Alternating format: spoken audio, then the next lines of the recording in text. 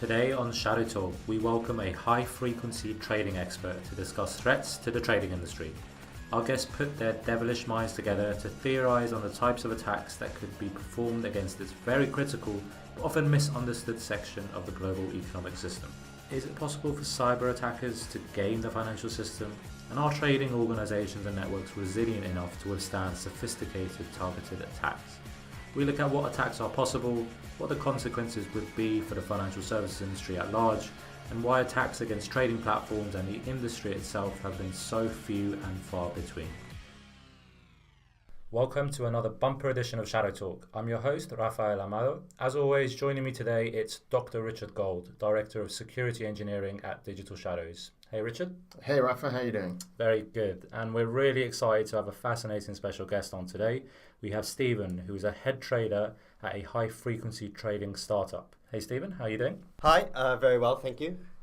As I said, we're very excited to have you on. As well as being a high-frequency trader, Stephen knows a lot about programming, works in machine learning, and has an incredible insight into financial crime, particularly in terms of threats and risks surrounding market manipulation, which is one of the main themes we'll be discussing today. So lots to get through. Firstly, Stephen, I guess a lot of our listeners may not be completely clear in terms of what high-frequency trading might be. So can you give us a brief overview of high-frequency trading, particularly in terms of what we mean by it right now? Sure. Yeah, it's a really good, relevant question because the definition of HFT is something that governments have struggled with themselves in order to regulate it, and so maybe I can start with what the Germans think, and they essentially say that HFT is a trading style that uses low latency connectivity, usually in co-locations. So if you're not familiar, co-location is where we locate our servers right next to the matching engine so that we can have the lowest latency possible. And there's a lot of interesting things that happen there as well. So that it's latency minimization infrastructure and also sending a lot of messages. So if we send a message to the exchange, cancel these sorts of things of many thousands, tens of thousands, maybe even hundreds of thousands a day. So this is sort of the legal definition of HFT. I tend to think of HFT as you're doing high-frequency trading, which is a technique, not it's a technique to express the way that you think about the market rather than a strategy. I think about it as, am I interested in looking at, inspecting, and making a decision on every packet that I get from the exchange? If I'm interested in that level of granularity, then you're HFT. I think one of the interesting things as well from the tech side is, or what surprised me when I first started hearing about it, is what you mean by low latency. Because that's actually like quite scary for like, as someone who's from a networking background, it was like, wow, you guys are totally on the cutting edge. So what would you consider to be like a low latency? Yeah, so this is one of the things, it's always funny, even if you talk to your friends out in a bar that are in HFT, whenever anyone asks how fast you are, you kind of smile and nod, and and then you give a number which is coded, and this sort of thing. But I can give some ideas, and that is that, certainly we're looking at, in realms of things that execute on software, you're looking at, things order of microseconds and stuff like that. That's fairly common. But it goes further than that. And, as you mentioned with the infrastructure and networking, there's a lot of very interesting tricks and things that people have done and that people have learned over the years. This industry has gone from, in 2003, when I started, where we were running these trading servers, well, they were actually, tower desktops underneath our desk, and without co-location, and we're running on a Visual Basic code base. And, we've learned a lot. We've learned a lot since then, and we've learned a lot. And now what you'll see is a lot of FPGAs, so configurable hardware for latency minimization. This is often used in order to, for example, the quote information that I get from the exchange. You can use FPGAs in order to decode that information, build a limit order book, and by limit order book I mean that thing if you look at maybe GDAX or market where you see lots of bids and orders, that's a limit order book.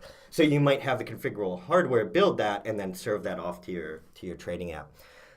With really crazy stuff that's happened in maybe the last 10, 12 years is a lot of HFT companies have started buying old military microwave installations. There's a story where they were auctioning one off in Belgium, and some guys in suits were in the back and kept raising their hands for these bids. And everyone's thinking, well, what do you want this for? Well, it turns out that microwaves propagate faster in the air than fiber optics do. This for me was like blew Yeah. my mind when I first heard it. So I think you because can- you always think of like microwave as being like the old tech that people were trying to Yeah. move away from, and you guys are like actually that is hands down the fastest thing around. It's crazy. You shave off, a couple millis from New York to Chicago. And the hilarious thing is that you have to go over Lake Michigan. And water is not really good for microwaves. And, so if it's raining or the lake is reflecting weird, you'll have traders with weather maps up. Now, everyone has a fallback. Of course, everyone has a best-in-class low-latency line as well. And this has really turned into an arms race where no one in HFT actually wants to use these technologies, really. But, of course, if one person uses it, everyone has to use it. So it's just been a big wealth transfer from HFT to telecoms. But it's sort of this is the sort of technology stack that we're talking about. So you've reeled off like a whole list of technology Yeah. there, probably some of them that not enough of our listeners probably fully understand. But I guess the question they want to know, probably Yeah. Rich is excited to hear about as well, is, all right, there is all this hardware, all the technology that you're talking about. What's the state of security within the industry that you work in? When we think of financial services, we always think financial services is probably one of at the forefront of some of the best maybe security processes and controls that gets put in place, given how central it is to so many countries around the world. But you start mentioning microwaves here as well. So what's actually the state of security as someone who's on the inside of it? Yeah, so I'd say that the security, it's sort of interesting, and from the conversations I've had with Richard, it does seem that the perception outside and the perception inside are quite different. I would say that most of the critical infrastructure, or all of the critical infrastructure, the things in co-location facilities and things like that, are completely cut off from the outside world. Now, I won't go as far as to say they're completely air-gapped from anything, but, you do have to have your equipment there and interact with it in that way. So while someone might try to, do some sort of attack against a cryptocurrency exchange, you can't do that to the CME or Eurex or any of these exchanges without actually being in their co-location facility or sitting behind, something in that way. So on the exchange side, I'd say that, in that sense, it's quite secure. Exchanges also are incredibly robust. So when you think about these, you think about the things I've talked about, these FPGAs, these microwaves, and then you think about what that entails about how traders of all sorts are behaving on this information. Well, we've learned to understand the game and understand their infrastructure, and we try to, discover exchange infrastructure without them maybe even telling us how it works. Because it turns out if, for example, you have a co-location facility, and in this co-location facility, there's 6, 7, 8 different suites or rooms that all have physical connectivity into their matching engine. You might think, well, that's, 6 to 8 different physical paths. So I could send one order in one path. But, there's jitter and there's latency, and an order is just a couple bits. So why don't I get a spot in every single one of them? And why don't I send them in all at the same time? And of course, everyone is doing this. So exchanges are essentially on any big market event, by big market event, I mean things that happen every minute, are essentially experiencing a DDoS attack by their customers, and they can deal with this. And they know how to look at bad actors versus people who are just kind of playing the game in that way. So in that sense, I think that their infrastructure is quite robust. We've talked before about, would it be possible perhaps to get access to the exchange source code or modify that in some way, or could I potentially do something in that way? And while I'm not a complete security expert, I do know that, for example, on some exchanges you may have 5 to 12 different timestamps at different parts of their infrastructure that come back on the messages you receive from them. And they'll tell you, your message for a new order hit the beginning of our infrastructure here with this stamp here, and about a dozen of them through. They'll tell you which ones are hardware, which ones are software, these sorts of things. And so if anything takes a little bit of extra time or is a little bit out of the ordinary, you're going to have 12 very, very concerned HFT shops calling you immediately. Yeah, I think this is a really interesting point. It was also something that was a surprise for me when I first started hearing about it, was just that level of detail, that level of understanding that the companies trading on these exchanges have, that if a lot of the sort of, maybe let's say, Hollywood plot devices just simply don't cut it, because as you say, everyone will just see that immediately. But let's maybe take a step back for a second. Remember one thing you said before, which I found always very interesting, was that there's two main types of financial crime: boiler room and front running.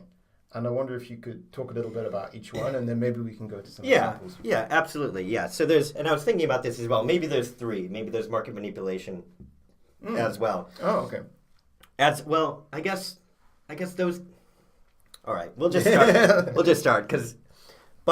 So when I say boiler room, I mean pump and dump, or I think there's a reverse, which is something like trash and cash or something, clever names. And pump and dump is, you've seen it in the movie Boiler Room or Wolf of Wall Street, I believe, as well. This is the traditional sort of sleazy guys calling old ladies, trying to get them to buy penny stocks. And the way this works is I buy some penny stock, and then I go on Reddit and I go call ladies and I try to get everyone else to buy this stock. And since it's a liquid, relatively small amounts of money or smaller orders will move the price more than it would move the price for a very illiquid stock. If someone buys $1 million of Apple, well, you're probably not going to move it a penny, or maybe you'll move it a penny. Is this because when you were talking about this liquidity, you mean that people are buying and selling it all the time? Yes. So liquidity is the ease at which you can conduct a transaction, that you can buy or sell. And so a very obvious sort of view of liquidity is this limit order book. Again, something that the listeners might be easy to look at is pull up GDAX or pull up one of these Bitcoin exchanges, and you'll just see, if you see a lot of volume that people are willing to transact at very tight prices, well, then if you want to buy or you want to sell even a large amount, you can do that without moving the market much, because that's where the price is. And the reason that for this particular type of fraud, I want something illiquid is because I want the price to move. I want to buy it first, then I want to tell everyone else to buy it. That moves the price a lot. Then I dump my shares, and I've made that money, and then everyone else is left holding the bag. It's an interesting twist, maybe like the cyber twist on this one would be then if I could either, through a disinformation campaign like on Twitter, use that. We have seen some rumors that it's happened, would be compromising brokerage accounts and using them to either promote or to actually make the transactions. So that would be a nice way to do it, I think, at a distance to do that pump and then obviously the dump part. Yeah, we saw a very similar thing with the cryptocurrency stories last year. The whole idea of pump and dump groups, kind of the same terminology was being used there. People using messaging applications, for example, to take a relatively new cryptocurrency that no one had heard of, raise the price, and then there's initial people who publicize their disinformation campaigns, like you say. They then just get rid of it, and everyone else is left holding that. An ICO is a pump and dump scheme, right? Well, potentially, yeah. I mean, IPOs are, I suppose it depends on your personal politics. But yeah. ICO, the initial coin offering. Right. But this is essentially the crypto version of the IPO. Yeah. But no, I mentioned Bitcoin a lot, just because it's easy and you can see a lot of these market dynamics, because markets ultimately function, it's in a fairly standard way at this point. And you can see a lot of these things in the Bitcoin markets and things like that. But what I've also noticed, I've never traded Bitcoin in my life. I have no interest in it.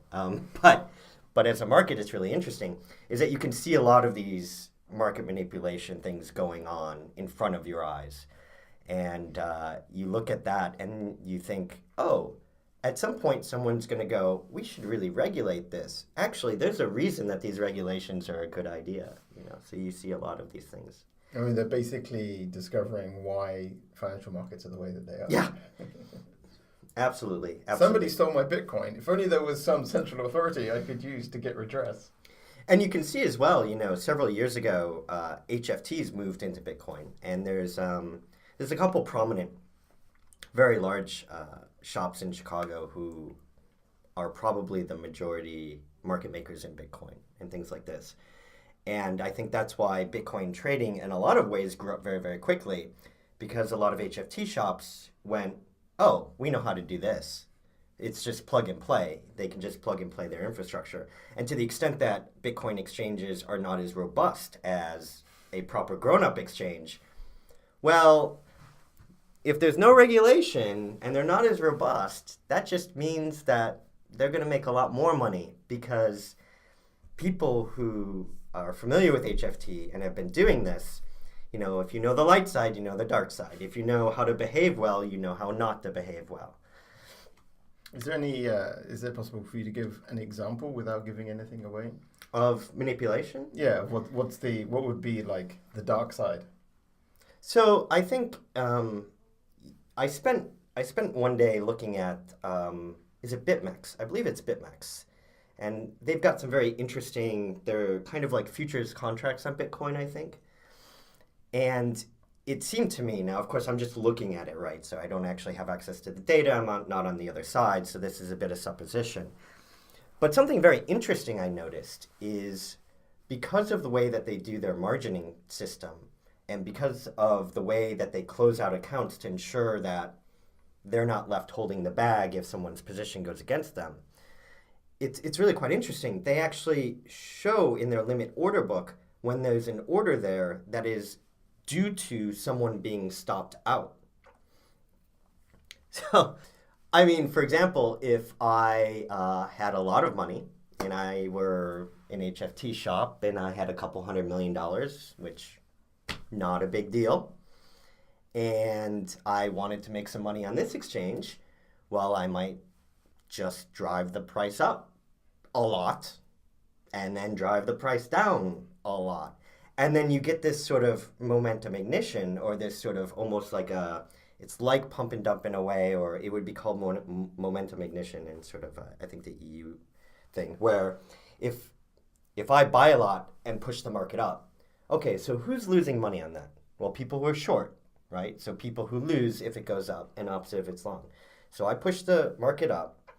The people who are losing money, and I have to pay for this, it's expensive. The people who are losing money, at some point they get stopped out. Well, to get stopped out of their short position, they are forced to buy.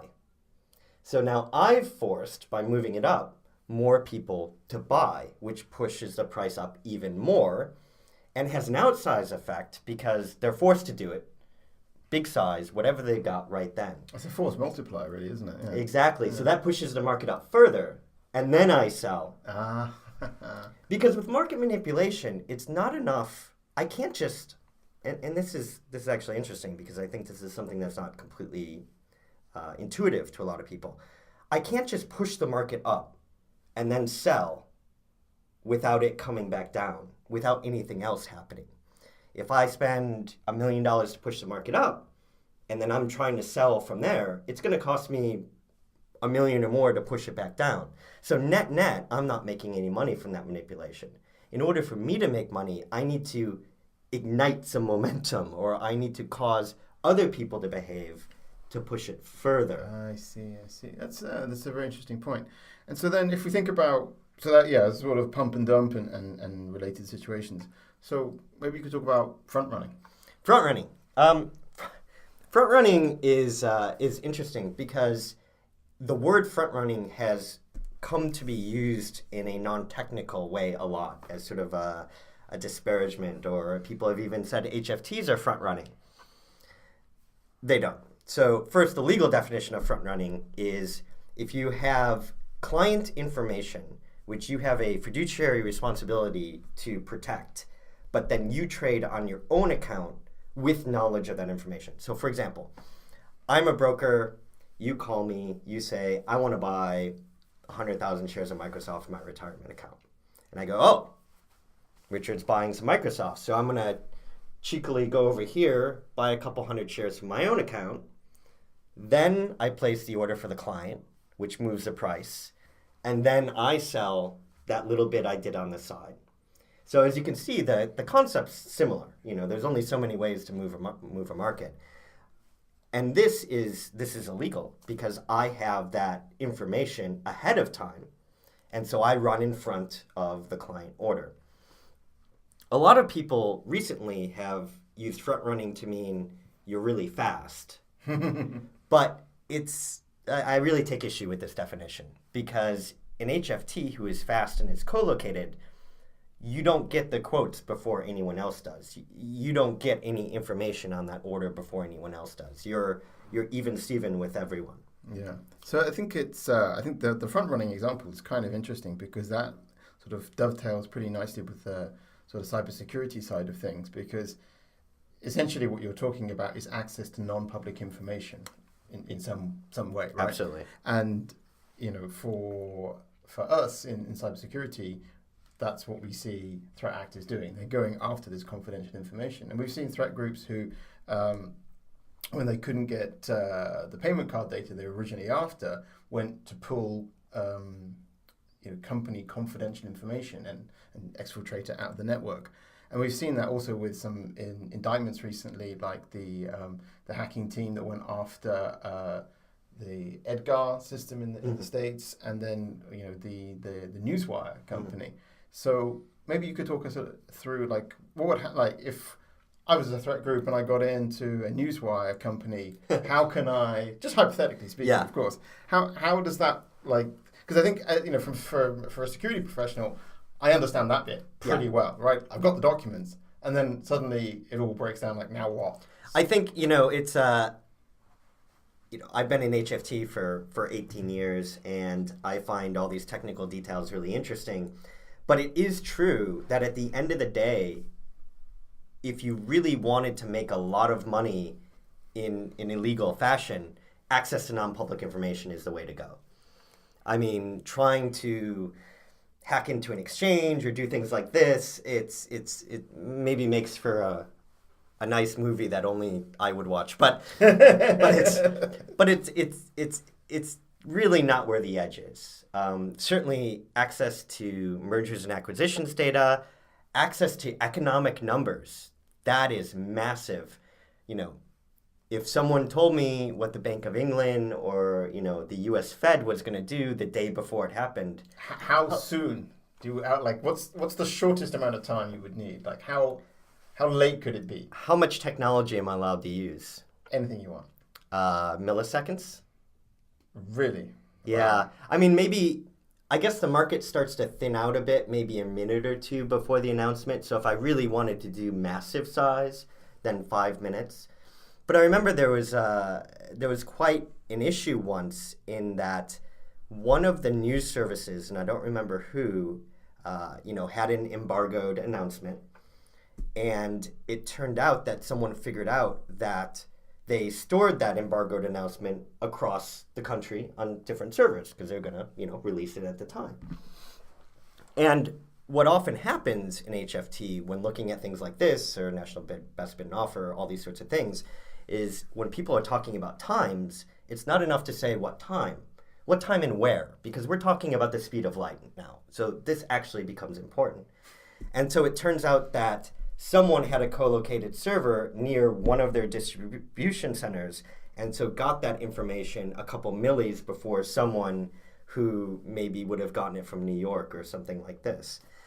So these sorts of things become very important. You can no longer embargo something at a time. It has to be embargoed at a time and a place. That's a really interesting point. But certainly for these economic numbers and things like this, certainly minutes would be plenty. Now, you could be more sneaky and maybe less likely to get caught if you had more time. Right. But so we talked about the big economic numbers, mergers and acquisitions. What about, for example, P&L, profit and loss information? Would that also be, you would consider that something else people could trade on? Certainly. With with equities, with stocks, there are earnings announcements. Earnings announcements are big deals. They're very public affairs. Stocks move quite a lot. If you were to have information about what an earning announcement would be or would likely be, even just to be able to shade what the public perception is by a little bit, that adds up to real money. And certainly if you had an indication, but you were able to get that indication across many stocks over a period of time, then you have a statistical edge, even if you didn't have the final number for sure. That makes sense. So I think one of the other things that we've touched on before, which I'd really like to get your opinion on, one of the other things that we're often hear mentioned about in the media and also from concerns for people who work in the field is theft of intellectual property, theft of source code. And I remember that we've had this discussion before, and you had quite a refreshing opinion on that. Yeah, so it's interesting. There's been a couple big cases that I remember in HFT of people being arrested for theft of source code and IP and things like this. Ultimately, though, I don't know about you guys, but I write a bit of code, and if someone gave you 1 million lines of someone else's code, it'd probably slow you down. So I think that source code itself, particularly when we're talking about trading engines and platforms and things like that, maybe 10 or 15 years ago, that was a bit more interesting. Right now, everyone pretty much knows all the tricks. A lot of the interesting secrets are now commoditized. And so just having access to, another high-frequency trading firm's source code is not, I think, really likely to be all that useful. It's not, can't just put the disk in the drive and then click on the thing and now you're trading, right? You have a whole infrastructure, you have a whole, risk system in order to deal with. So in that sense, it's maybe not so useful. Now, there might be some sense in which people are doing some clever things and maybe you can find some strategy and stuff like that. But frankly, just imagining myself, like if I had access to, HFT shop number one's entire, regression or fitting or model development code, I feel like that would be difficult to really understand what's going on and making heads or tails of it. Now, of course, if you had a group of insiders who are maybe going to another shop, that might give them a bit of a leg up. But in that case, too, it seems to me because I've moved around a bit, I've been at different places, and I found when I need to rewrite something, it usually ends up being better than when I wrote it the first time. So there's really no point in taking it. And if someone else has written it and you don't understand it, there's also kind of no point in taking it. All the exchanges are very different as far as I understand as well. So if you've got somebody's code which runs in Eurex and then you're trading on CME, it's a whole different ballgame. That touches on one of the main questions that I had, which is people are often worried when we have these quite low-level cybercriminal forums that people are obsessed with a lot of the time, and people are really worried that, someone is trading particularly sensitive information on there that could be used for maybe market manipulation, or you have insiders on there. But the question that always comes to my mind is, how sophisticated does a threat actor have to be to perform some of the things that you've just said? From what it sounds like is the majority, 99% of actors out there just wouldn't have a clue how to do any of this. They need contacts, they need people inside to be able to do any of this. And some of the most sophisticated and successful attacks that we've seen, and the Swift attacks, for example, we've seen the actors there obviously had a very deep knowledge of the systems and how they work, or some of the, like FIN4 or FIN7 as well. They seem to be from within the financial services community. They know how to communicate to people. They know the exact system. So my question here is it the exact same thing here? Could an external actor who's not from the trading community really have a chance of getting anywhere with the type of attacks that you've talked about? Sure. Yeah, I think the answer is yes. Actually, they might be able to, depending on the type of information they're getting. Now, if you have access to embargoed information 30 seconds before it hits the market, you're going to have to be pretty sophisticated.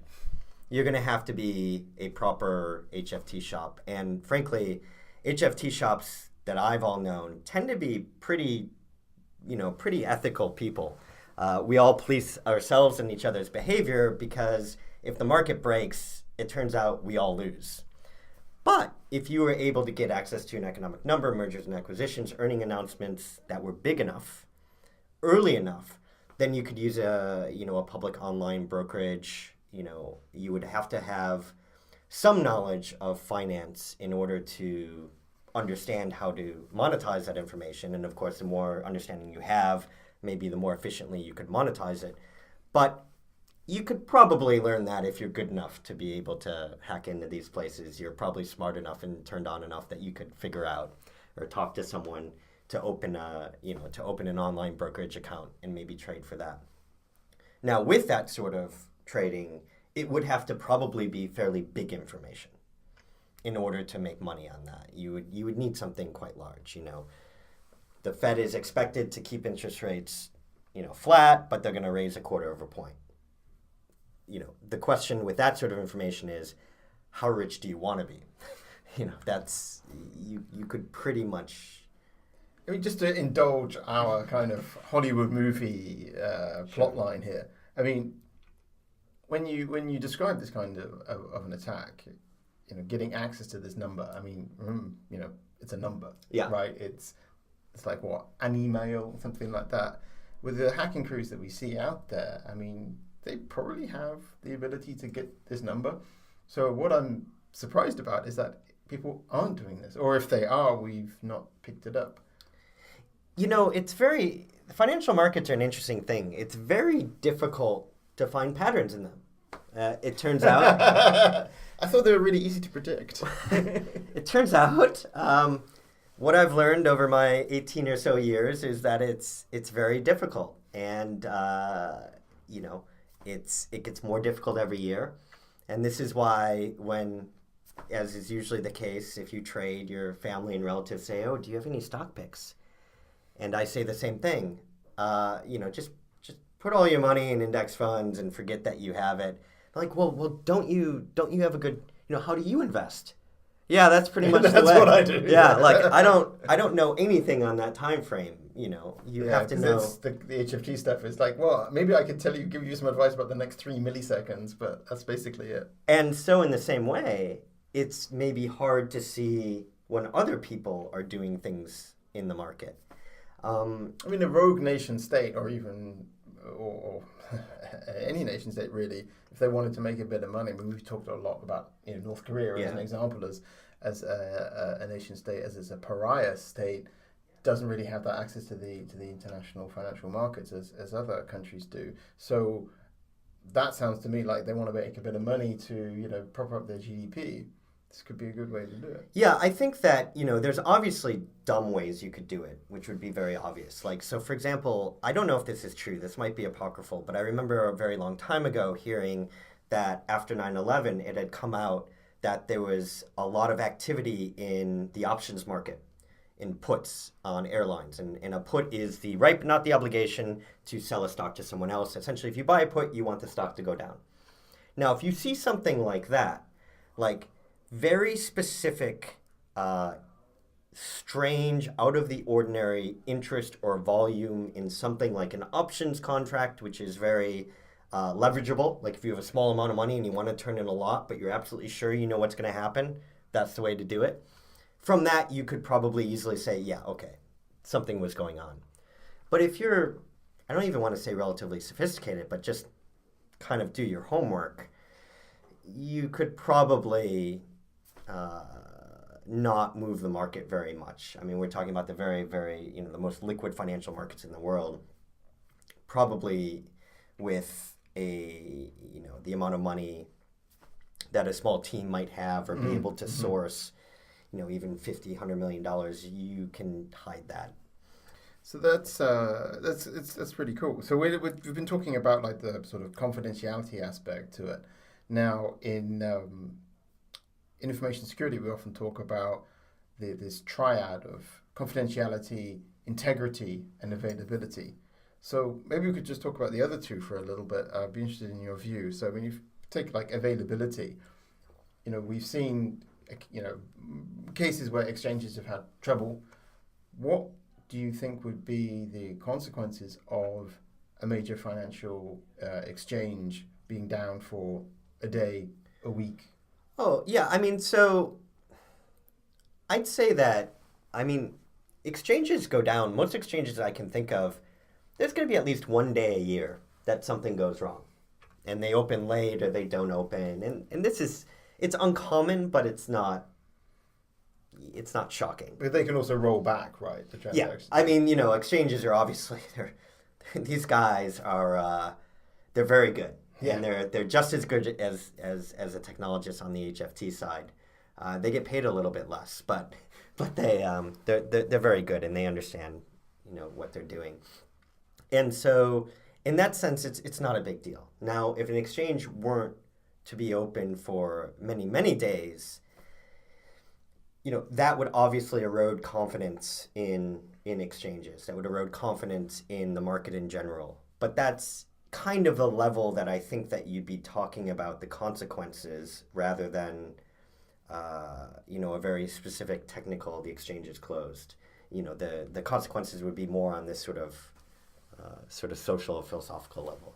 Yeah, and related to that, my question is the incentives for someone wanting to do that. Is it purely to cause disruption, as you said, maybe a philosophical or a political reason for doing so? Or is there a financial incentive for doing so? You mentioned ransomware, so I guess there might be an extortion angle to shut something down and to get it back and running again. But can you think of anything else? I think that if you were to disrupt an exchange, it would probably be philosophically or politically motivated rather than except for some sort of ransom or extortion or something like that. I can't see how you would profit from that within the financial, certainly, although some of the exchanges are publicly traded, CME is publicly traded, so maybe you could sell their stock and then blow up their exchange, but I feel like that's not the question you're asking.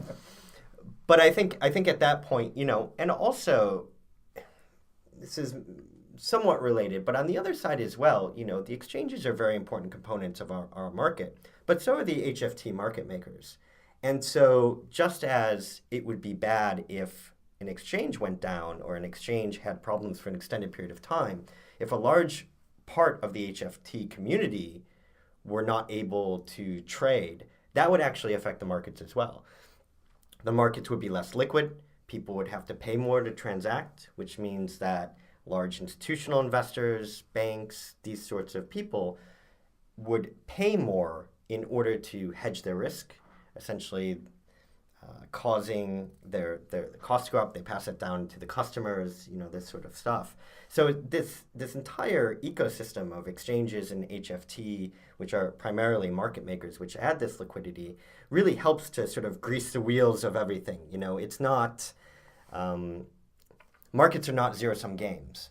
And through the interactions of all the market players and what they're doing, actually wealth is created. And costs come down for everyone, for consumers, for people, who want to buy a house and get a mortgage and things like that. So in that sense, any perturbation of that system just ends up passing those costs onto regular folk. That's interesting. And then if you think about then integrity, I mean, this is always the sort of the high-end kind of most, again, venturing into the Hollywood plot line. But, let's indulge ourselves here for a moment. Let's say I was able to poison an exchange so that, like you can get this evil SH, you can add it to somebody's bash shell, so it will change the commands subtly. So when they change directory, it changes to a different directory, but only randomly.